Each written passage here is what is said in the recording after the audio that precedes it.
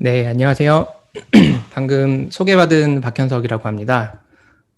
제가 모쪼록 좀 재밌는 주제를 가지고 말씀을 드리고 싶지만 생각보다 이렇게 법률 이슈라는 게 이렇게 막 재밌지는 않습니다. 재밌지는 않지만 알아뒀을 때 나중에 실제로 문제가 발생했을 때 예전에 이제 들었었던 그런 기억들이 도움이 될 수가 있거든요. 그래서 오늘 그런 측에 좀 말씀을 드리려고 하고, 오늘 일단 제가 소개해드릴 주제는 바이오 헬스케어 미국 특허 관리의 이해라는 주제로 제가 말씀을 드리게 됐습니다.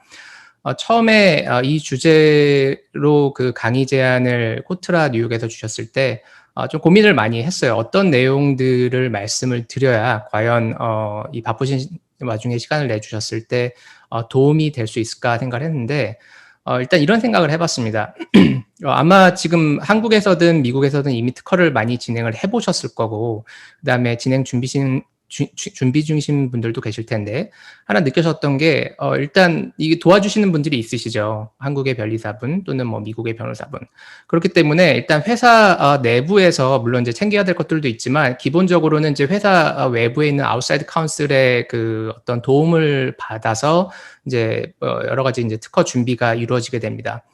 하지만 일단 아무래도 이제 바깥에 있는 아웃사이드 카운슬 같은 경우는 회사 안쪽의 상황을 명백히 모르기 때문에 그 어떤 좀 그 회사 내부에서 실제로 궁금해하고 필요할 수 있는 그런 정보들을 전달드리는데 어려움이 있어요. 저도 이제 한국에서 변리사 생활 시작했지만 과거에 한국에서 일을 할 때도 동일하게 그런 점을 많이 느꼈었고, 그래서 오늘 이 자리에서는 이 모든 이제 특허 관리 측면에 대해서 말씀드릴 수는 없고, 회사 내부에서 챙기셔야 될, 꼭 알아두면 좋으실 점들을 좀 제가 꼽아서 선별해서 말씀드리는 시간을 가질까 합니다. 제가 한번 슬라이드를 공유를 해볼게요. 예, 그래서 바이오 헬스케어 미국 특허 관리의 이해라는 주제로 말씀을 드릴 거고, 일단 순서는 첫 번째 여기 보시면은 인벤션이라고 돼 있어서 실제로 이제 발명이 이루어진 시점부터 그 이후에 특허 출원을 하게 되고, 그 다음에 심사를 받게 되고, 등록되고 난 특허를 관리하고, 이 크게 이제 4가지의 그 단계가 있게 되는데, 각 단계에서 과연 그럼 회사 내부에서는 어떤 점들을 알고 있고 어떤 점들을 챙겨야 하는지 위주로 말씀을 드리도록 할게요. 먼저 이제 발명 단계를 말씀드리고자 하는데, 이런 얘기를 좀 드리고자 합니다. 발명이라는 개념은 우리가 어렸을 때부터 이미 익히 들어왔던 단어이긴 한데 사실 좀 추상적이죠. 왜냐면은 이게 아무래도 이제 머릿속에서 이루어지는 작업과 그다음 실제로 머리 밖에서 이루어지는 작업이 섞여 있다 보니까 어디까지를 이제 발명으로 봐야 되고, 그럼 누가 발명자고, 뭐 이런 점들이 좀 궁금해요. 그리고 실제로 이런 점들이 그 특허 출원을 할 때, 그 다음에 나중에 특허 관리를 할 때 굉장히 중요한 이슈가 될 수가 있습니다. 그래서 먼저 앞단에 그 얘기를 먼저 해볼까 해요. 그래서 첫 번째로 제가 여기 이제 그럼 누가 발명자냐 이렇게 써놨는데, 각 나라마다 이제 발명을 이제 정의하는 것, 그 다음에 발명자를 정의하는 것은 조금씩 상이합니다. 근데 저는 오늘 이제 미국 특허법을 위주로 말씀을 드릴게요. 일단 적어도 미국 특허법에 있어서는 발명을 2가지 프로세스로 보고 있습니다. 첫 번째 단계가 여기 보시는 Conception of the Invention이라고 해서 발명의 착상입니다. 그럼 발명의 착상이 뭐냐?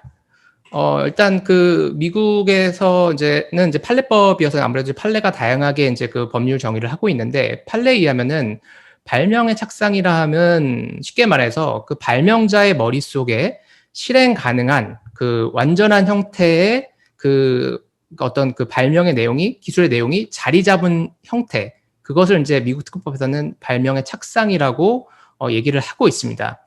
그래서 이 머릿속에 자리 잡은 이 그 기술의 어떤 그 조합의 형태가 완벽하게 이제 작동 가능한 것이어야 되기 때문에 쉽게 말해서 추가적인 실험을 하지 않고도 그 머릿속에 있는 내용만 가지고 실제로 발명을 실행시킬 수 있어야 되는 경우고요. 그리고 그러기 위해서는 제가 앞서 말씀드린 것처럼 발명의 모든 구성 요소가 다 자리 잡고 있어야 돼요. 예컨대 이제 우리가 나중에 특허 문서에 보면 특허 청구범위라고 해서 클레임이라는 그 부분이 나오게 되는데, 그게 실제로 이제 발명을 정의하는 부분이에요. 그래서 예컨대 클레임에 어떤 컴포지션을, 어떤 조성물을 그 발명의 대상으로 하고 있는데 그것의 구성 요소가 A, B, C 3가지로 이루어져 있다. 만약에 그런 클레임이 있다고 쳐요. 그러면 그 발명의 컨셉션이 이루어지기 위해서는 발명자의 머릿속에 A와 B와 C 이 세 가지가 모두 다 자리 잡은 형태, 그 상태를 발명의 착상이라고 합니다. 기술 분야마다 발명의 착상을 판단하는 방법은 다를 수가 있습니다. 오늘 이 자리에 계신 기업들은 이제 바이오 헬스케어 분야이기 때문에 아무래도 뭐 화학이나 그다음에 뭐 생물학 이쪽 관련된 그 기술들을 많이 보고 계실 텐데요. 기술 분야마다 다 달라서 이제 일괄적으로 얘기할 수는 없지만 예컨대 그럼 어떤 케미컬 컴파운드와 관련된 그 발명에 있어서는 컨셉션을 어느 단계로 볼 것이냐? 판례가 얘기하고 있기로는 케미컬 컴파운드가 만약에 발명의 내용이라면은 그 케미컬 스트럭처를 구체적으로 알고 있고 그다음에 그것을 어떻게 제조할지를 알고 있는 그 상태, 그게 머릿속에 자리 잡은 상태를 발명의 착상으로 보고 있어요. 그리고 이제 발명의 착상이 이제 머릿속에서 자리 잡은 것뿐만이 아니라 실제로 이 머리 밖으로 꺼내내야만 완성이 되는 경우도 있는데, 제가 나중에 말씀드리겠지만 발명의 착상 말고 두 번째 단계가 발명의 구현화라는 건데, 발명의 착상과 구현화가 동시에 이루어지는 경우도 있습니다. 뭐 예컨대 뭐 DNA 몰레큘, 휴먼 EPO를 이제 인코딩하는 DNA 몰레큘 같은 경우에는 과거 이 판례에서 실제로 그 DNA 몰레큘 자체를 동정해 냈을 때 발명의 착상과 리덕션 투 프랙티스, 발명의 구현화가 동시에 이루어졌다라고 해서 발명의 착상이 실제로 머리 밖으로 발명의 내용을 꺼내내는 이 작업을 했을 때 이루어진다고 보는 경우도 있습니다. 그래서 이 발명의 착상이 언제인지를 판단하는 것은 그 기술 분야마다 다르고 사람마다 다르다라는 거고요. 그리고 이제 두 번째 단계, 제가 잠깐 말씀드렸는데, 발명의 착상이 그 발명의 모든 구성 요소가 실행 가능한 형태로 머릿속에 자리 잡은 형태라고 한다면은, 발명의 두 번째 단계는 Reduction to Practice of the Invention에서 발명의 구현화예요. 즉 머릿속에 있는 것을 바깥으로 꺼내내는 건데, 미국 특허법에서는 두 가지 종류의 발명의 구현화가 있다고 보고 있습니다. 첫 번째는 Actual Reduction to Practice라고 해서 실질적으로 발명을 구현하는 거예요. 예컨대 어떤 이런 프로토타입을 실제로 만들어 본다든지, 이게 이제 실질적 구현화에 해당하고, 두 번째는 Constructive Reduction to Practice라고 해서 발명을 구현한 것으로 봐주는 거예요. 의지하는 거예요. 그건 뭐냐면은 특허 출원을 하는 행위입니다. 우리가 발명을 머리 밖으로 꺼내내는 방법은 실제로 이렇게 만들어 보는 방법도 있지만, 그것을 이렇게 그림으로 그리고 글로써 설명하는 그것도 발명을 머리 밖으로 꺼내내는 작업이라고 봐야 되는 거죠. 왜냐면은 일단 특허 문헌 같은 경우에는 실제로 그 발명이 타인이 보았을 때 누구든지 실시 가능한 형태로 이제 기재를 해야 되기 때문에 이와 같은 도면과 그다음에 여러 가지 설명들을 넣게 되죠. 그래서 이 특허 출원을 하게 되는 이 행위도 발명의 구현화라고 보고 있습니다. 그래서 이 두 가지가 발명의 구현화의 형태고요. 그러면 도대체 제가 이제 방금 두 가지 단계를 말씀드렸는데, 발명자가 되기 위해서는 발명의 두 가지 스텝, 첫 번째 발명의 착상, 두 번째 발명의 구현화 중 어떤 스텝에 관여를 해야 되냐. 느낌이 이제 오셨을 수도 있겠지만, 미국 특허법에서는 발명의 컨셉션에 기여한 자만이 발명자가 될 수 있다라고 얘기를 하고 있어요. 그리고 따라서 반대말로 발명의 착상에 구여하지 않았지만 발명의 구현화에만 기여한 사람은 발명자가 될 수 없다라고 보고 있습니다. 예컨대 제가 아까 발명의 구현화의 두 가지 양태 중에 두 번째가 특허 출원 문서를 작성하는 거라고 했는데, 예컨대 이제 그 변리사가 이제 그 발명의 내용을 듣고 특허 문서를 작성을 하게 되죠. 그럼 이 변리사가 실제로 발명의 구현화를 하게 되는 건데, 이 변리사는 이 특허 명세서를 작성하는데 아무리 많은 시간과 노력을 들였다 하더라도 그와 관계없이 착상에 기여하지 않았기 때문에 발명자가 될 수가 없는 겁니다. 그래서 반드시 발명의 착상에 기여한 사람만 발명자가 될 수 있는 거고, 또 다른 예로는 예를 들어서 랩의 테크니션을 예로 들 수가 있습니다. 랩에서 실제로 어떤 실험의 진행에 이제 직접적인 부분에 관여하기보다는 슈퍼바이저의 지시에 따라서 실험을 수행하는 그런 경우, 즉 누군가의 머릿속에 자리 잡은 발명의 내용을 실제로 끌어내기 위해서 발명의 구현화에만 기여하는 그런 경우에는 역시 발명자가 될 수가 없다. 그래서 그렇게 보고 있는 거고요. 그래서 앞서 계속 드린 말씀을 조금 연장선에서 말씀드리면은, 그렇기 때문에 단순히 이제 발명을 착상한 이후에 실험을 수행하거나 어떤 발명품을 만드는 작업만 하는 테크니션은 발명자로 볼 수가 없고요. 그다음에 그와 같이 발명을 착상한 사람의 어떤 상사, 그다음에 그 디파트먼트의 매니저들도 발명자라고 볼 수가 없는 거죠. 그리고 실제로 그 어떤 그 발명에 대한 개념, 아이디어는 머릿속에 자리 잡았는데 그걸 어떻게 실행할 줄 모르는 사람도 발명자라고 볼 수가 없어요. 예컨대 제가 이제 뭐 어렸을 때 문득 그런 생각을 했어요. 만약에 이 차 사고가 났을 때 이 차에서 커다란 풍선 같은 게 터지면은 푹신해서 사람이 다치지 않을 수가 있겠구나. 그게 어떻게 보면 이제 오늘날 이제 개발된 에어백이라는 건데 그 당시 저는 단순히 이제 그런 게 있었으면 좋겠다라고 생각한 거지 실제로 에어백을 구현하기 위해서 어떠한 구조로 그 백을 만들고 어떠한 재질로 만들고 여기에 대한 아이디어가 전혀 없는 상태죠. 따라서 그와 같이 단순히 어떤 그 결과에 대해서 이런 것이 있었으면 좋겠다라는 생각만 갖고 있는 것으로는 이제 발명의 착상이라고 볼 수가 없어서 발명자라고 보지 않게 되는 겁니다. 그리고 단순히 이제 어떤 훈수만 두는 경우, 어떤 사람이 어떤 내용을 고민하고 있는데, 그 실제로 이제 그 발명에 대해서 어떻게 적용할지 모르겠지만 이런 게 있지 않을까, 저런 게 있지 않을까, 이런 정도의 내용에 기여한 사람도 역시 발명자라고 볼 수가 없고요. 그다음에 어떤 논문에 이제 저자로 기재된 사람들, 발명의 내용을 설명하고 있다고 하더라도 그 사람들을 발명자라고 볼 수는 없습니다. 우리가 많이 착각하는 것 중 하나가 논문의 저자와 이제 그 발명자를 좀 많이 헷갈리는 거거든요. 대학이나 뭐 많은 그 교육기관에서 나오는 특허들을 보면 많은 경우에 이제 논문과 이제 그 특허가 같이 나오기 때문에 그 두 논문의 저자와 특허의 발명자들을 이제 일치시키는 경우가 많이 있어요. 하지만 논문 같은 경우는 어떤 아까 말씀드린 뭐 테크니션이라든지 실제로 그 착상에 기여했다기보다는 그 전체적인 결과물을 내에 있어서 기여한 사람들의 이름을 올리는 그 어떤 그 방식이 있다면 특허에서는 실제로 이제 발명의 착상에 관여한 사람만 발명자가 될 수 있기 때문에 어쨌든 그 양 기준이 서로 다릅니다. 그래서 이와 같이 우리가 헷갈릴 수 있는 많은 형태의 사람들이 실제로는 발명자가 아니다라는 것이고요. 그리고 공동 발명자에 대해 잠깐 말씀드릴 텐데 대부분 현재 이루어지는 발명들은 공동 발명이 많죠. 기업 같은 경우도 한 명이 이제 단독으로 일을 하기보다는 여러 명이 협업을 해서 하나의 결과물을 내기 위해서 일을 하기 때문에 공동 발명이 많게 되는데 공동 발명에서 그럼 공동 발명자가 되기 위해서 요건은 뭐냐? 아까 앞에서 저희가 발명의 착상과 그다음에 발명의 구현화 두 가지 스텝을 봤었는데 역시 공동 발명자가 되기 위해서도 그 두 가지 스텝 중에 발명의 착상에 반드시 기여해야만 발명자가 될 수 있습니다. 그리고 아까 제가 말씀드렸던 것처럼 단순히 기존에 알려져 있던 그런 지식들에 대해서 뭐 알려준다든지 이런 게 있다. 이런 정도의 훈수를 두는 정도의 사람은 발명자가 될 수가 없습니다. 반드시 발명의 착상에 기여를 해야만 공동 발명자가 될 수가 있다는 겁니다.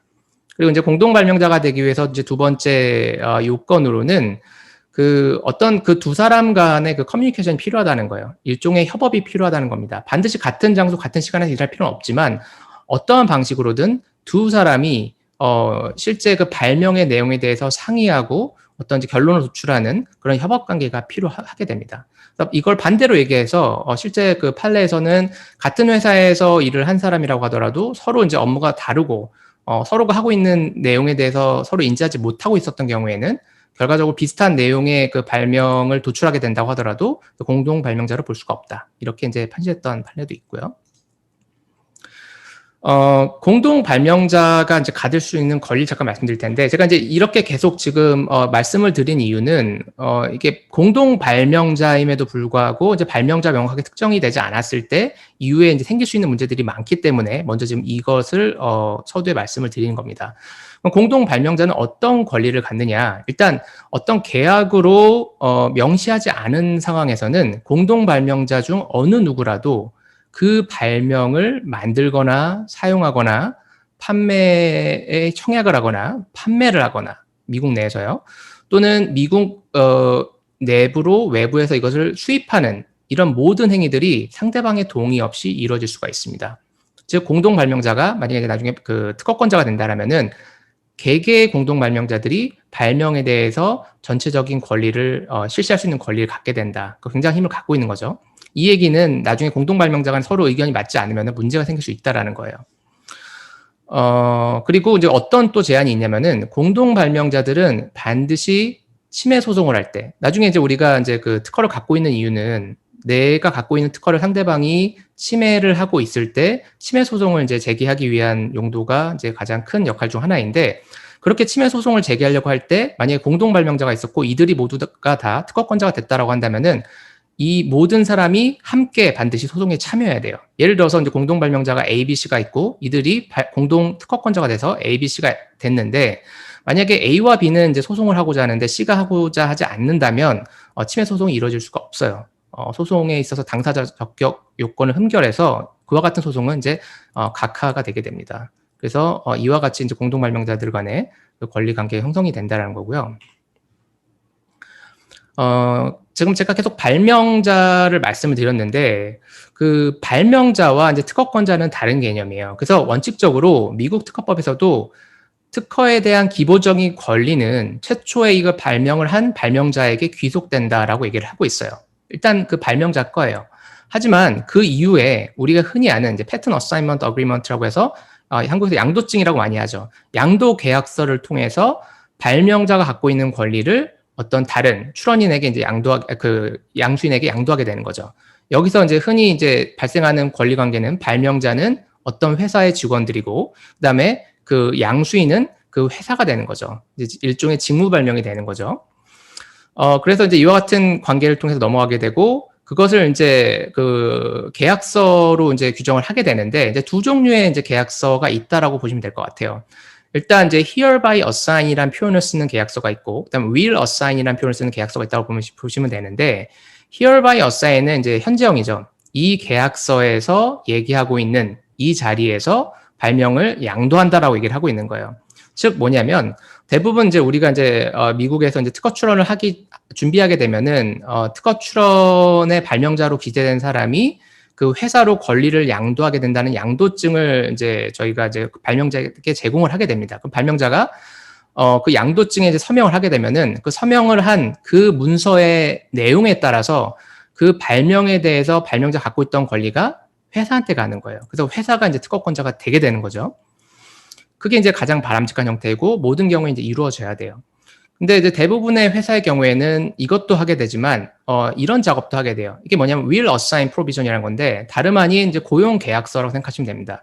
우리가 이제 고용 계약을 할 때는 거기에 이제 그런 내용을 적죠. 직무와 관련해서 발명을 하게 된 그 사안에 대해서는 회사의 권리를 양도하기로 한다. 즉 직무 발명에 대한 내용을 미리 이제 규정을 해 놓는 거죠. 그래서 이 두 가지 형태의 계약서가 있는데, 지금 여기 이제 제가 이제 판례 이름을 적어 놓긴 했는데, 이 판례에서는 어떤 사안이 이제 문제가 됐었냐면은, 실제로 이제 그 발명자 중 일부가, 그 발명에 대한 양도 계약서를 특허 출원 당시 하지 않고, 예전에 이제 고용 계약서의 형태로 있었던 그 내용만 남아 있었어요. 그래서 실제로, 이게 양도가 되지 않아가지고 이제 문제가 됐던 사안인데, 그때 이제 법원이 뭐라고 얘기했냐면은, 여기 will assign provision을 적혀 있는 이 고용 계약서 같은 경우는 이것을 들고 법원에 가서 이 계약을 강제하려는 행위를 하기 전에는 이게 미래형으로 쓰여 있기 때문에 여전히 발명자가 이제 그 특허의 발명에 대한 권리를 소유하고 있고, 따라서 그 권리를 넘기기 전에는 이 발명자가 특허권자가 된다라고 판시했던 사안이에요. 그래서 이게 두 가지 종류의 서류가 있는데, 첫 번째는 이제 실제로 특허 출원을 할 때 제출하게 되는 양도증이고, 그다음에 두 번째는 우리가 입사할 때 그 발명자가 직무에 대해서 발명한 내용에 대해서 회사에 양도를 한다는 고용계약서, 이 두 가지 형태가 있다. 바람직하게는 이 두 가지를 모두 받아야 되지만, 지금 여기 보이시는 hereby assign은 이제 어떤 경우에 하지 못하게 된 경우도 있어요. 왜냐하면 이제 발명자가 이후에 뭐 회사를 퇴사한다든지 여러 가지 사유로 이 서명을 하지 못할 경우가 있기 때문에 여기 보이시는 고용계약서를 일단 반드시 갖고 계셔야 되고, 실제로 고용계약서를 갖고 계시다면은 나중에 이 hereby assign을 못하는 상황이기 때문에 여기에 대한 계약 내용을 강제해서 반드시 그 발명에 대한 소유권을 명확히 할 필요가 있다는 겁니다.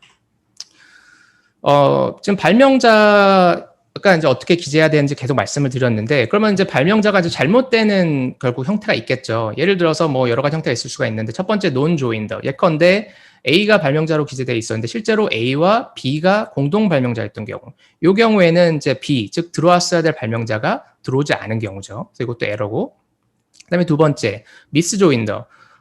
예컨대 A와 B가 발명자로 기재되어 있는데 실제로는 A의 단독 발명이었던 경우, 즉 B가 발명자가 아니죠. 잘못 들어온 경우입니다. 그리고 combination of non-joined랑 misjoined 이 두 가지가 이제 섞여 있는 그런 형태들도 있겠죠. 이런 것들이 다 이제 발명자가 잘못 기재되는 그 에러에 해당이 되는데 왜 도대체 이게 발명자가 잘못 기재되는 거에 대해서 문제시 얘기를 하느냐? 그 이유는 일단 첫 번째로 여러 가지가 있는데 첫 번째 이유는 여기 rejection이라는 거는 이제 특허 출원할 때 특허청에서 사용하는 용어인데 특허가 거절이 될 수가 있습니다. 물론 이제 심사 단계에서는 심사관이 그 발명자가 맞는지 틀리는지는 구체적으로 이제 이걸 인베스티게이트 하는 경우는 거의 없어요. 그래서 문제가 된 경우는 적지만 어쨌든 이론적으로 이 거절 사유가 된다는 것이고, 그다음에 특허가 만약에 그와 같은 그 결함을 갖고 등록이 된다고 할지라도 이 무효 사유가 됩니다. 따라서 특허를 뭐 그 수많은 특허 요건들을 극복하고 특허를 받았다고 하더라도 막상 이와 같은 이 발명자를 잘못 기재한 내용 때문에 특허가 이제 무효가 될 수가 있다라는 거죠. 그렇기 때문에 이제 문제가 되고, 두 번째로는 이제 이런 상황을 좀 생각해 볼 수가 있어요. 제가 앞단에 잠시 이제 판례 내용을 간단하게 말씀을 드리긴 했는데, 이 사실관계를 보시면 더 명확하게 이해가 되실 겁니다. 이 사실관계에서는 이제 회사가 X예요. 컴퍼니 X가 특허 출원을 했는데, 발명자를 이제 A와 B로 이제 적어서 냈어요. 그리고 이제 등록을 받았어요. 그리고 나중에 이제 그 컴퍼니 X가 경쟁사인 컴퍼니 Y를 상대로 특허 침해의 소를 제기를 한 거예요. 내 특허를 침해하지 말라고. 그러자 이제 Y가 나중에 이제 조사를 해봤더니 실제로 이 컴퍼니 X의 특허에는 발명자가 A와 B로 적혀 있지만 발명자 C라는 애가 하나 더 있더라. 이걸 발견한 거예요. 그럼 이제 어떤 일이 발생할 수 있을까라는 거죠. 이 경우는 뭐냐면은 발명자 C가 발명자로 제대로 특정이 되지 않아서 특허 명세서에, 그 특허 출원 시에 그 명시가 되지 않은 그런 이제 오류를 범한 케이스죠. 이와 같은 이제 결과를 낼 수가 있는데 첫 번째는 뭐냐면은 아까 제가 뭐라고 말씀드렸냐면은 공동 발명자는 개개인이 다른 그 공동 특허권자가 되면은 다른 특허권자의 허락을 받지 않고 자유롭게 발명을 실시할 수 있다고 했어요. 그 발명의 실시의 태양은 당연히 그 라이센스를 주는 것도 포함이 됩니다. 따라서 지금 컴퍼니 X가 컴퍼니 Y를 상대로 특허 침해소를 제기했는데 지금 발명자에서 빠져있던 인벤터 C가 특허권자가 돼가지고 컴퍼니 Y한테 자기가 라이센스를 줘버려요. 그럼 어떻게 되죠? 컴퍼니 Y는 그 실시 권한을 갖고 특허를 실시하고 있는 것이 되기 때문에 당연히 그 침해가 성립이 되지 않죠. 그다음 두 번째는 뭐냐면 아까 제가 어떤 부분 설명드렸냐면은 그 침해소를 제기하려고 할 때 예컨대 발명자가 여럿이고 이들이 공동 특허권자가 됐을 때 이 모두가 함께 특허 침해소를 제기해야만 당사 적격이 적법하다라고 말씀드렸죠. 근데 지금 이 경우는 뭐냐면은 컴퍼니 X가 단독으로 제기를 했는데 지금 발명자 C도 공동 특허권자이기 때문에 침해소를 제기할 때 그 청구인으로 참여를 했어야 되는 경우예요. 근데 지금 청구인이에서 빠져 있기 때문에 이런 경우에 당사 적격 흠결이 되는 거죠. 따라서 결과적으로 침해소를 제기할 수 없게 된 침해소가 이제 당사 적격 흠결로 이제 각하되는 그런 케이스가 되는 거고요. 그다음에 제가 앞서 말씀드린 것처럼 공동 발명자, 즉 발명자를 잘못 기재했을 경우에는 무효 사유가 된다라고 말씀을 드렸죠. 따라서 무효 사유도 안고 있는 특허가 되는 것이고요. 그다음에 더 나아가서 만약에 지금 발명자 C가 발명자 A, B와 함께 발명자로 기재되지 못한 배경이 뭔가 C를 인위적으로, 의도적으로 배제하려는 그런 어떤 나쁜 의도가 이제 발견이 됐다. 그럴 경우에는 inequitable conduct라고 해서 이제 불공정 행위라는 그 법리가 있습니다. 미국에. inequitable conduct에 해당이 되게 되면은 이 특허가 유효 무효를 떠나서 이 특허를 갖고 침해 청구를 할 수 없게 됩니다. 따라서 이와 같이 그 발명자가 잘못 특정이 됐을 때 생길 수 있는 문제들을 말씀드린 거고요. 그다음에 이제 라이센스도 말씀드리죠. 만약에 이제 컴퍼니 X가 다시 비슷한 사실관계인데 발명자 A와 B를 특정해서 출원을 했고 그리고 이제 그 특허가 나왔어요. 나중에 컴퍼니 X가 컴퍼니 Y한테 이제 이 특허에 대해서 라이센스를 주려고 이제 작업을 하고 있는데 실사 과정 중에 컴퍼니 Y가 이제 발견하게 된 거죠. 보니까 발명자 C가 더 있네라는 걸 발견하게 된 거죠. 그래서 그럴 경우 어떤 문제가 발생할 수 있느냐? 앞서서는 이제 이게 침해소를 제기했을 경우인데 지금 이제 라이센스 아웃 하려는 이 상황에서 발생할 수 있는 문제는 첫 번째로 이 컴퍼니 X와 컴퍼니 Y의 이 딜의 가치가 굉장히 이제 하락할 수가 있습니다. 왜냐하면 발명자가 잘못 기재되면 제가 아까 말씀드렸다시피 거절 사유, 무효 사유인데 일단 등록이 됐으니까 무효 사유가 있는 거고 따라서 일단 그 하자를 갖고 있는 특허가 되는 거죠. 그래서 하자를 갖고 있는 특허를 어떻게 보면 사오는 작업인데 그 당연히 이제 구매자 입장에서는 그게 이제 가격 하락의 요건으로 그 주장할 수가 있는 부분이 되는 거죠. 따라서 딜의 가치 자체가 하락이 될 수가 있다. 그리고 이제 딜을 성사하기 위한 이제 코스트도 올라간다. 왜냐하면 이제 발명자가 잘못 특정이 됐기 때문에 이것을 수정하려는 이제 그런 작업들을 거쳐야 되기 때문이고요. 심지어 뭐 딜이 아예 이제 죽어버릴 수도 있죠. 왜냐하면 이것을 사는 사람 입장에서는 만약에 이 발명자가 잘못 기재된 배경이 그 회사 내에서 어떤 의도적으로 특정 발명자를 제거하려는 그런 불공정 행위가 관련이 돼 있다라면은 이게 나중에 그 씻을 수 없는, 즉 극복이 안 되는 오류 사유가 될 수가 있기 때문에 아예 그 딜이 종료돼 버릴 수도 있는 겁니다. 그래서 이렇게 보시는 것과 같이 어떻게 보면은 특허 출원이 이루어지기도 전에 초창기에 이루어지는 이 발명자 특정 작업이 잘못됐을 때 이 나중에 실제로 특허를 써먹으려고 할 때 줄줄이 문제가 되는 이런 사안이 발생할 수가 있다는 겁니다. 그러면 이제 발명자 특정이 잘못되면은 뭐 그냥 무효가 되는 거냐? 뭐 꼭 그렇지는 않습니다. 이것을 이제 치유할 수 있는 방법들이 있어요. 출원 단계에서도 어떤 치유할 수 있는 제도가 있고, 그다음에 등록되고 난 다음에도 치유할 수 있는 제도가 있어요.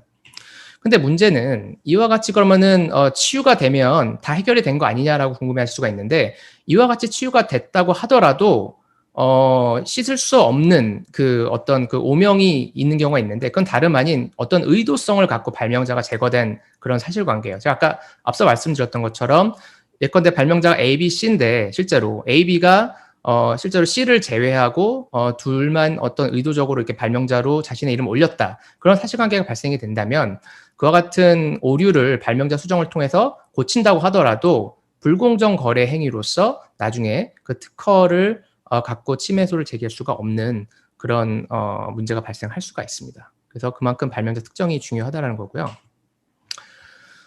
그러면은 이제 그 발명자 관리를 어떻게 해야 될 거냐? 일단 제가 앞서서 이제 발명자 특정 또는 이제 발명자 관리에 대한 여러 가지 이슈를 말씀드렸는데 이제 여기서 크게 세 가지를 말씀을 드릴게요. 첫 번째는 일단 그 고용 계약이에요.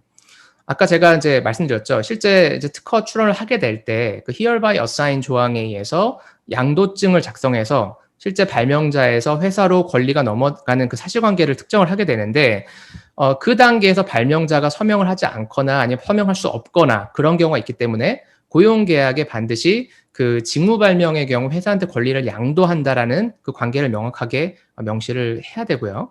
그 다음에 이제 어떤 실험실에서 이제 여러 가지 그 데이터가 나오고 그게 나중에 이제 발명으로 나오게 된 경우라면은 당연히 랩 노트북 관리가 중요합니다. 왜냐하면 이게 나중에 실제로 이제 누가 발명자고 언제 컨셉션이 이루어졌고 이런 것들을 판단할 때 중요할 수가 있습니다. 그렇기 때문에 이건 일반적으로 다 지금 랩에서 하고 계신 그 방식이긴 할 텐데 우리가 흔히 말하는 그 어떤 이제 그 철이 돼서 이제 묶여 있는 그 노트북이고 이제 페이지 넘버가 다 이제 기재가 돼 있고요.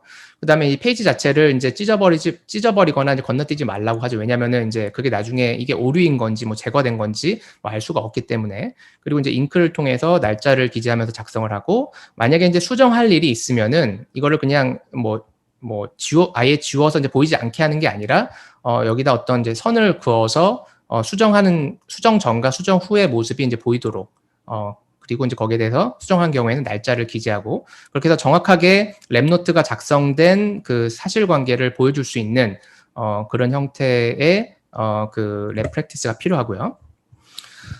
그 다음에 이제 인벤션 디스클로저인데 이건 한국에서 이제 발명 신고서라고 해요. 이 발명 신고서는 이제 보통 이제 기업에서 다 갖고 계신 이제 서류의 형태인데 이제 발명자가 이제 발명을 하게 되면 이제 발명 신고서라는 것에 이제 날짜와 관여한 발명자, 그다음에 실제로 발명한 내용을 적게 됩니다.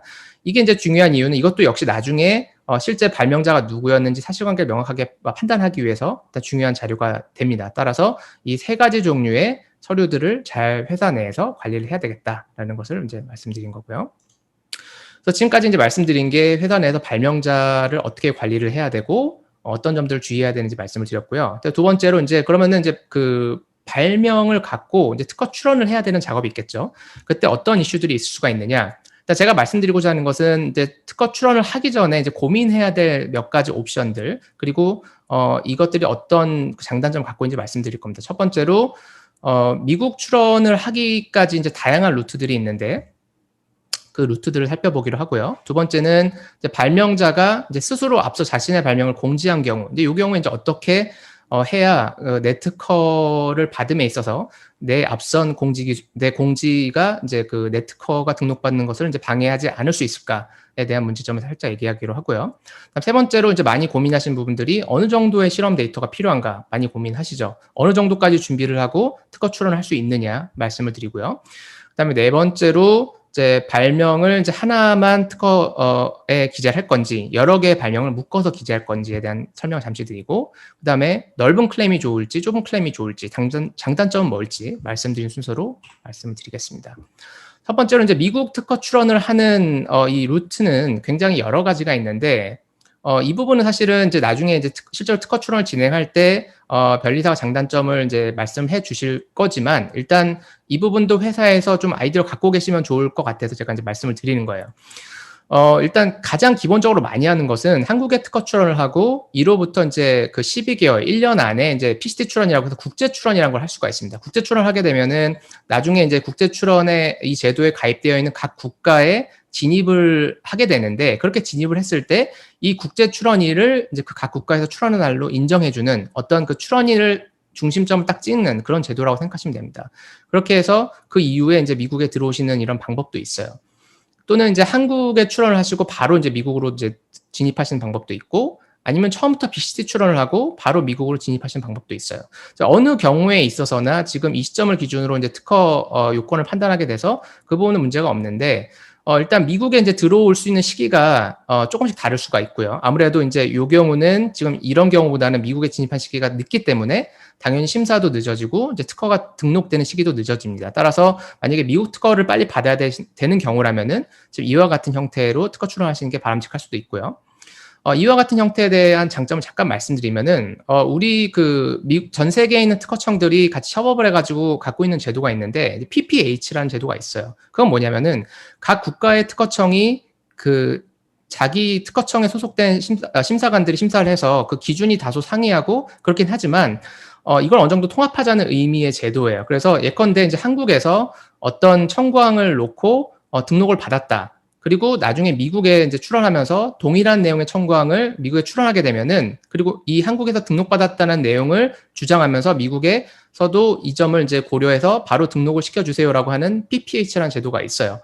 그렇게 될 경우에 사실 등록률도 상당히 높아지고 심사도 빨라지게 됩니다. 그래서 그런 장점이 있기 때문에 PPH를 이용하면 좋은데, 그렇기 때문에 예컨대 이제 내가 이제 특허 출원을 했는데 이게 실제로 등록이 안 될 경우에는 크게 여러 국가에 이 특허를 낼 생각이 없는 그런 경우들이 있겠죠. 그럴 경우에는 먼저 한국에 출원을 해서 심사 결과를 보고, 심사 결과가 나중에 좋다라면은 이렇게 여러 국가로 들어가면서 실제로 PPH 제도를 이용해서 쉽게 등록을 받는 그런 이제 그 방법도 꾀할 수가 있습니다. 그래서 아무튼 이와 같은 제도들이 있고, 미국으로 이제 곧바로 들어오는 경우도 있는데, 미국에는 이제 가출원 제도라는 게 있고요. 한국에도 있긴 하지만, 그리고 이제 정규 출원이 있는데, 이 가출원 가출원 같은 경우는 심사가 되는 것은 아니지만, 출원일을 이제 인정받기 위해서 하는 제도고요. 실제 가출원할 때는, 이 특허에서 반드시 필요한 특허 청구 범위 같은 그런 형식적 그 요건을 갖추지 않고, 여러 가지 데이터를 그냥 묶어서 제출해서 날짜만 확보하는 이제 그런 작업을 하는데 가출원이 유용합니다. 따라서 만약에 내가 지금 어떤 그 기술의 내용을 뭐 어디서 발표를 해야 된다든지 외부에서 논의를 해야 돼서 이게 공개될 그런 이슈가 있다. 그럴 경우에는 가출원을 빨리 진행을 하고 나중에 정규 출원을 논하는 그런 방법이 있고, 또는 그냥 미국에 정규 출원하는 이런 방식들이 있겠습니다. 그리고 제가 좀 전에 말씀드렸는데 내가 공지한 기술 때문에 내 특허가 이제 등록을 못 받을 수가 있어요. 그렇기 때문에 예컨대 내가 내 기술의 내용을 어떤 그 프린티드 퍼블리케이션 형태로 공지를 한다든지, 아니면은 외부에서 뭐 사용을 한다든지 판매를 한다든지, 또는 어떤 형태로든 공중에게 알려지게 하게 되면은 내가 나중에 특허를 받는데 문제가 생길 수가 있습니다. 그래서 그런 경우에는 적어도 미국 특허에 있어서는 이제 이 1년 유예 기간이 있어요. 그래서 공개를 한 날로부터 1년 안에 특허 출원을 하게 되면은 이 사이 시점에 공개 유예 기간 동안에 공개한 그 발명의 내용에 대해서는 선행 문헌을 보지가 않습니다. 그래서 1년 유예 기간을 기억을 하시고, 과거에는 이제 그 어떤 공개가 있었다고 한다면 그날로부터 1년 안에 반드시 미국에 들어왔어야 됐는데, 최근에 2013년 3월 16일에 그 법이 바뀌면서는 미국이든 한국이든 PCT든 어떤 그 우선권을 인정하는 국가에 출원을 하게 되면은 1년간의 그 그 공지예외 적용을 받을 수가 있습니다. 그래서 내가 내 기술을 공개했을 때 한국이든 PCT든 US든 1년 안에 출원을 해야 된다라는 그 타임라인은 회사 안에서 챙기실 필요가 있고요. 그다음에 실험 데이터에서 잠깐 말씀드리겠는데, 실험 데이터가 이제 특허를 낼 때 필요한 이유는 여러 가지가 있겠지만, 가장 큰 요건들은 이제 명세서 기재 요건이에요. 미국에서는 두 가지 형태의 명세서 기재 요건이 있는데, 첫 번째가 이제 written description 요건이라는 게 있습니다. written description 요건은 이제 이 요건 자체가 발명자가 그 발명의 내용을 특허 출원 당시에 이제 소유한 것으로 볼 수 있을지를 판단하는 건데, 다름이 아니라 이제 발명의 내용에 대해서 얼마나 충분히 기술하고 있는지를 보는 거예요. 근데 이게 많은 경우에 문제가 되는 게, 내 특허를 이제 내가 실제로 실험한 것보다 이제 넓게 기재를 할 때 어떤 문제가 생기게 됩니다. 예컨대 지금 이제 샘플 클레임에 나와 있는 내용을 보면은, 여기 이제 sig id 넘버 3라고 해서 특정 이제 시퀀스가 있어요. 정해진 시퀀스. 이 정해진 시퀀스를 이제 포함하는 그 isolated protein이라고 해서 클레임을 내게 되면은, 지금 청구 범위가 굉장히 이제 명확하죠. 내가 딱 정말 이 갖고 있는 sig id 넘버 3에 대해서 내 권리 범위로 이제 추구를 하는 거기 때문에 이런 클레임은 문제가 안 돼요. 근데 문제가 되는 경우는 클레임 2와 같이 이 프로틴의 베리언트라고 해서 범위를 넓히는 거예요. 그렇게 되면은 이게 사실 베리언트 범위가 굉장히 넓어질 수가 있고, 그 당업자가 봤을 때, 다른 사람들이 봤을 때 범위가 어디까지인지를 굉장히 쉽게 예측할 수가 없는 그런 문제들이 생기게 되죠. 그렇기 때문에 written description이나 이런 요건에 의해서 이와 같은 클레임에 이제 문제를 삼아서 이제 청구 범위를 이제 조절을 하게 되는 건데요. 이와 같은 경우에는 이제 흔히 이제 우리가 이제 클레임을 얘기할 때 지너스 클레임과 스피시스 클레임이 있다고 하는데, 지너스는 이와 같이 넓은 클레임을 얘기하고 스피시스는 좁은 내용을 얘기하게 됩니다. 그래서 이와 같이 넓은 지너스 클레임을 내기 위해서는 이 지너스에 속해 있는 여러 가지 스피시스 중에 대표적인 것들을 기재를 하고, 이게 왜 대표성을 갖는지 설명할 수가 있어야 돼요. 그렇게 돼야 다른 사람이 내 특허 내용을 봤을 때 청구한 이해 권리 범위 내용이 이 정도가 되겠구나 예상을 할 수가 있게 됩니다. 그래서 이 요건을 만족하기 위해서 이제 결국 실험 결과가 필요한 건데, 내가 이제 실험 결과가 이제 나왔을 때 결과적으로 그러면은 단순히 너무 넓은 권리만을 추구할 수가 없게 되는 거죠. 그래서 내가 갖고 있는 실험 데이터에서 어떤 그 좀 범위를 넓혔을 때 적어도 내가 갖고 있는 실험 데이터가 이 넓힌 범위에서 대표성을 갖는 내용이란 것을 입증할 수 있는 그런 논리가 있어야 됩니다. 그래서 그 상황이 되면은 넓은 그 해당 권리 범위를 갖고 특허 출원을 진행할 수가 있는 거죠. 두 번째로 이제 그 enablement라는 요건이 있는데, 이 요건의 이제 판단 방법은 그거예요. 다른 사람이 이제 내 특허의 내용을 봤을 때 이 사람이 추가적인 과도한 실험을 실시하지 않고도 내 발명을 실시할 수 있는지를 봐야 돼요. 결국 이제 내 그 특허의 권리 범위가 내가 갖고 있는 실험 범위보다 너무 넓은 경우에 이제 이것도 문제가 생기는 겁니다. 그래서 이제 여기 보시는 이 판례 같은 경우는 실제로 이제 있었던 케이스인데요.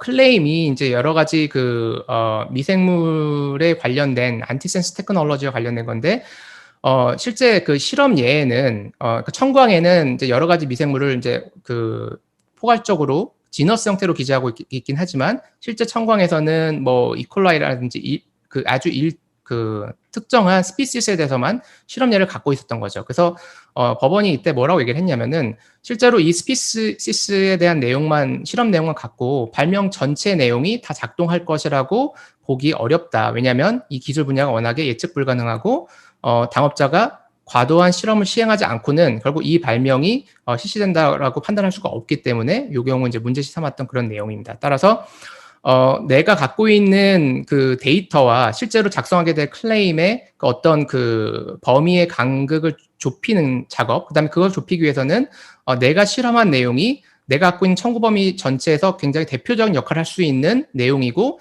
당업자가 이 내용을 봤을 때 전체적인 내용을 예측할 수 있다라는 그런 논리가 있어야만 됩니다. 따라서 그걸 바탕으로 실험 데이터의 양과 그다음에 실제로 언제 출원할 수 있는지, 어떤 범위 출원할 수 있는지를 함께 고민을 하셔야 됩니다.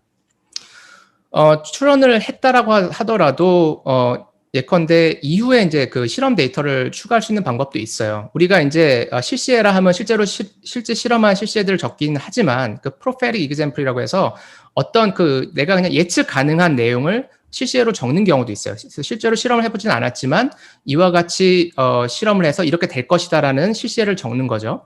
그와 같은 실시해가 명세서에 존재를 한다면 등록을 받은 그 출원 이후라고 하더라도 그 이후에 실험 결과가 만약에 이 prophetic example의 내용이 실제로 맞다라는 걸 보여주기 위한 내용이라면은 그 실험 결과도 나중에 내 그 특허성을 입증하는 데 도움이 될 수가 있어요. 그래서 나중에 특허 명세서를 작성을 하실 때 만약에 내 실험 결과가 만약에 많이 부족하다 그런 경우에는 실제 실험을 하진 않았지만 실험할 예정에 있고 그다음에 그 예상이 되는 그런 어떤 실험의 내용이 있으면은 그 내용을 prophetic example로 적어가지고 나중에 출원 이후라도 어떤 그 실험 내용을 활용할 수 있는 그런 내용을 고려하실 수가 있을 겁니다. 그리고 만약에 이제 특허 출원을 하게 됐는데 이게 이제 1년 6개월이 되면 공개가 되게 되고 나중에 자기의 그 특허 출원도 그 공개된 내용도 이후 내 특허에 대해서 이제 문제가 될 수가 있기 때문에 만약에 내가 이제 출원을 했는데 이후에 여러 가지 실험 내용들이 생겨서 새로운 이제 발명의 내용들을 추가적인 스피시스를 뭔가 추가할 수 있는 그런 사안이라고 한다면은 내가 최초에 출원했을 때로부터 적어도 그 이 18months 플러스 1년까지 30개월 안에 그 내용을 추가를 하게 되면은 앞서 공개된 내 특허의 내용이 내 출원에 대해서 선행문으로 작용하지 않는다라는 그 점을 타임라인을 기억하실 필요가 있겠습니다. 그래서 출원하고 난 다음에 이 30개월을 타임라인을 잡아 놓으셔서 만약에 추가적인 실험이 계속 이루어지고 있는 경우라면은 적어도 이 시간 내에 후속 출원을 준비하시는 것을 타임라인으로 잡으시면 되겠습니다.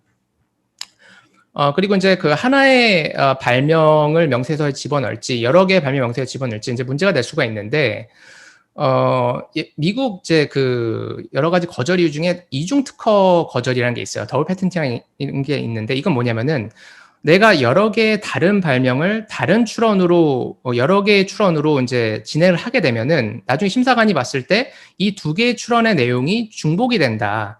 그래서 이 두 개의 출원에 대해서 이중 특허 거절 이유를 내게 되면은 출원인이 이제 극복할 수 있는 방법은 두 출원의 내용을 이제 청구항을 보정해서 구별할 수 있는 방법도 있지만 많은 경우에는 터미널 디스클레이머라는 서류를 제출하게 돼요. 그래서 이게 이제 쉽게 제출을 하게 된 서류라고 이제 이해하고 계신 분들이 많은데 이것을 제출하게 됐을 경우의 문제점은 터미널 디스클레이머가 제출된 두 개의 그 앞단에 있는 특허와 뒷단에 있는 특허는 나중에 이 두 개의 특허를 갖고 침해 소를 제기하기 위해서는 반드시 같은 사람이 이 두 개의 발명을 특허를 소유하고 있어야 돼요. 예컨대 내가 이제 A와 B라는 출원이 있고 얘네들에 대해서 터미널 디스클레이머를 제출했고 A, B가 둘 다 등록이 됐다. 그러면 내가 나중에 A와 B의 특허를 반드시 같이 갖고 있어야만 누군가에게 침해소를 제기할 수가 있습니다. 만약에 내가 B에 대해서만 어떤 사람한테 권리를 양도하고 싶다. 그렇게 될 경우에는 A와 B가 권리자가 상이해지기 때문에 이 커먼 오너십 리퀘어먼트를 어기게 돼서 침해소를 제기할 수 없는 문제가 생겨요. 이거를 극복할 수 있는 점은 뭐냐면은 서로 연관될 수 있는 여러 개의 발명을 일단 클레임으로써 하나의 특허에 넣어놓게 되는 겁니다. 그렇게 넣어놓게 되면은 미국 심사 과정에서는 이제 심사관이 여러 개의 발명이 하나의 출원에 있을 때 내가 이걸 다 심사할 수가 없으니까 하나만 고르라는 그 restriction requirement 한정 요구를 한 것을 하게 돼요. 그렇게 될 경우에 한정 요구에 따라서 하나의 발명 선택하고 선택되지 않은 발명이 있으면은 이건 나중에 이제 디비전을 해서 분할 출원할 수가 있어요. 그래서 그와 같이 여러 개의 발명을 하나의 특허에 넣어놓고 나중에 분할 출원해서 서로 다른 특허가 이제 다른 특허의 발명이 A와 B가 들어갈 수가 있게 되는 거죠. 그래서 그런 경우에는 아까 여기서는 터미널 디스클레이머를 서류를 제출해야 되지만 이와 같은 사실관계가 있을 경우에는 터미널 디스클레이머를 제출하지 않아도 되는 그런 예외에 해당하게 됩니다. 따라서 좀 쉽게 말씀을 드리면은 만약에 연관되는 여러 개의 발명이 있을 때 여러 개의 특허 출원을 각각 발명을 실어서 출원할 게 아니라 그 하나의 출원에 여러 개의 발명을 넣고 출원을 한 다음에 나중에 이것을 찢어내서 여러 개의 출원으로 이어나가게 되면은 훨씬 이후에 그 권리관계 유지하는 데 도움이 된다는 점을 기억을 하시면 되겠습니다. 그리고 넓은 클레임과 좁은 클레임 말씀드리겠는데요. 이제 넓은 클레임에 대해서는 일반적으로 사람들이 권리 범위가 넓으면 좋다라고 생각을 해요. 왜냐면은 나중에 여러 가지 그 어떤 침해 형태들이 내 그 특허의 권리 범위에 포함될 수 있기 때문에. 하지만 이것의 문제는 더 많은 선행 문헌들이 내 특허를 공격할 수 있다라는 얘기이기도 해요. 그리고 앞서 살펴보셨다시피 내 권리 범위 굉장히 넓은데 내가 갖고 있는 실험 데이터가 적다라고 한다면은 enablement, written description requirement 같은 요건에 위배돼서 거절 무효 사유가 될 수도 있습니다. 따라서 이와 같은 공격 사유가 될 거고, 가장 이제 그 뼈아픈 건 뭐냐면, 만약에 내가 넓은 권리 범위로 추론을 했다가 이와 같은 거절 이유를 극복하기 위해서 특허 청구 범위를 보정해서 특허 청구 범위를 굉장히 좁혔다. 그렇게 되면 어떤 일이 발생하게 되냐면은 그 prosecution history estoppel이라고 해서 이제 출원 경과 금반원이라는 법리가 있는데요. 이건 뭐냐면은 내가 출원 과정 중에서 포기한 권리 범위에 대해서 나중에 특허 침해소를 제기할 수 없다라는 거예요. 예컨대 내가 청구 범위 내 특허의 권리 범위로서 발명 A, B, C를 기재를 했었는데 A에 대해서는 실험 데이터가 있는데 B, C가 없어가지고 B, C를 나중에 삭제를 했다고 쳐요. 거절 이유를 극복하기 위해서. 그렇게 될 경우에는 나중에 A가 아닌 B, C에 대해서는 어떤 내 권리를 주장할 수가 없어요. 그렇기 때문에 일단 그 청구범위 일단 어떤 줄이는 형태의 보정을 하게 되면은 나중에 이게 내 발목을 잡을 수 있다라는 것을 기억을 하시면 되고요. 그러면 이제 좁은 클레임은 그럼 뭐가 좋냐? 일반적으로 이제 그 좁은 권리 범위를 갖고 있는 클레임은 안 좋다고 생각하지만 특허 법리에서는 그 Doctrine of Equivalent라고 해서 균등론이라는 법리가 있어요.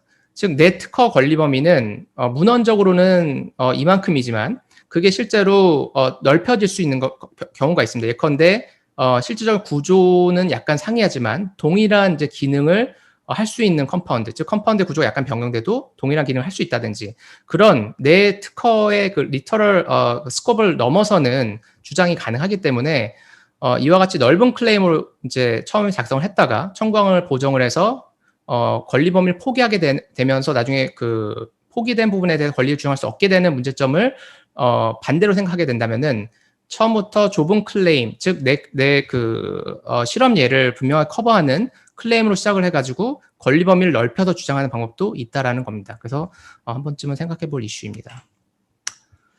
그리고 시간이 지금 좀 많이 지나서 예, 일단 그리고 출원이 좀 간단하게 말씀드릴 텐데요. 출원이 이루어지고 나면은 이제 여러 가지가 있는데 하나 주의하셔야 될 점이 미국 같은 경우에는 IDS 프랙티스가 있어요. 그래서 심사관이 실제로 심사를 함에 있어서 참고할 만한, 즉 내 특허의 특허성에 연관이 될 수 있는 문헌들을 제출할 의무가 있습니다. 그래서 이게 굉장히 중요한 의무인데 이것을 해태하는 경우가 많아요. 근데 실제로 이제 발명자가 이미 인지하고 있었던 관련 선행 문헌이라든지 이런 것을 IDS 문헌 제출하지 않을 경우에 역시 나중에 불공정 행위로 문제가 될 수가 있다는 점 기억을 하시고요.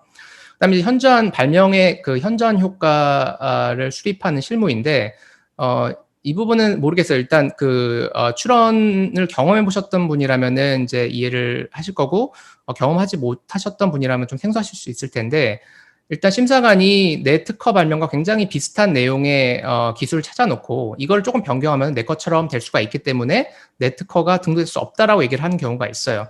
그런 경우에 이제 그걸 극복할 수 있는 논리 중 하나가 심사관이 제기한 그 선행 문헌의 내용과 내 특허의 내용을 비교해서 내 특허가 현저히 좋은 효과를 갖는다라는 것을 이제 주장하는 효과입니다. 그래서 이게 굉장히 중요한 특허성 입증의 법리인데 이 부분에 대한 것은 이제 실제로 회사 내에서 이제 준비를 해 주셔야 될 데이터에 해당이 됩니다. 그래서 변리사가 단순히 청구한 보정할 수 없는 경우이기 때문에 특허를 출원하고 나서라도 필요에 따라서라면은 어떤 그 특허성, 즉 효과를 입증하기 위한 추가 실험을 할 수도 있다라는 점을 염두에 두시고 어떤 랩 스케줄을 운영을 하시면은 도움이 될 것 같고요. 이제 마지막으로 이제 특허가 등록되고 났을 때 특허 유지와 관련된 건데 이제 미국 특허 같은 경우는 등록되고 나면은 3번의 이제 특허료를 납부하는 시기가 있습니다. 3.5년이 지나고 난 다음에 7.5년, 11.5년. 그래서 이 3번의 이제 특허료를 내게 되는데 만약에 내가 이 특허를 더 이상 유지할 의사가 없다라고 한다면은 첫 번째는 내고 두 번째 내지 않고 이와 같은 운용이 가능한 거죠. 그래서 어떤 이게 결국 특허료로 나가는 비용도 회사의 어떤 운영 비용에 해당이 되기 때문에 이와 같이 특허료가 이제 3번에 나눠서 운영이 된다는 점을 인지하고 계시면 나중에 어떤 회계나 특허에 대한 버짓을 세우실 때 도움이 될 수 있을 것 같습니다. 이게 마지막 슬라이드인데요. 지금 오늘 이 자리에 참석하신 분들 같은 경우는 모두 그 바이오 헬스케어, 즉 FDA 허가를 요하는 제품을 실제 자사의 제품을 하는 경우가 많기 때문에 그런 경우에는 이제 하나 기억해 두셔야 될 게 존속기간 연장 제도가 있습니다. 이건 뭐냐면 네트커가 이제 등록이 됐는데도 FDA 허가를 받지 못해서 아직 실시를 못하고 있는 경우에는 이제 억울할 수가 있잖아요. 왜냐면은 네트커의 존속기간은 유한한데 실제로 등록이 됐는데도 실시를 못하는 거니까 당국의 허가를 받아야 돼서. 그래서 그런 경우에는 맥시멈 5년까지 존속 기간을 연장을 받을 수가 있습니다. 그래서 이렇게 실제 그 FDA 허가를 요하는 그런 제품 같은 경우에는 이와 같은 제도를 통해서 존속 기간을 연장할 수 있다라는 점을 하나 더 기억을 하시면 될 것 같습니다. 예, 그래서 오늘 제가 말씀드리고자 했던 내용은 다 말씀을 드렸고요. 추가적으로 제가 말씀드렸던 내용에 대해서 질문이 있으시거나 그럴 경우에는 이후에 그 상담 세션이나 아니면 여러 가지 이메일 등을 통해서 문의를 주시면 감사할 것 같습니다. 네, 장시간 들어주셔서 감사합니다.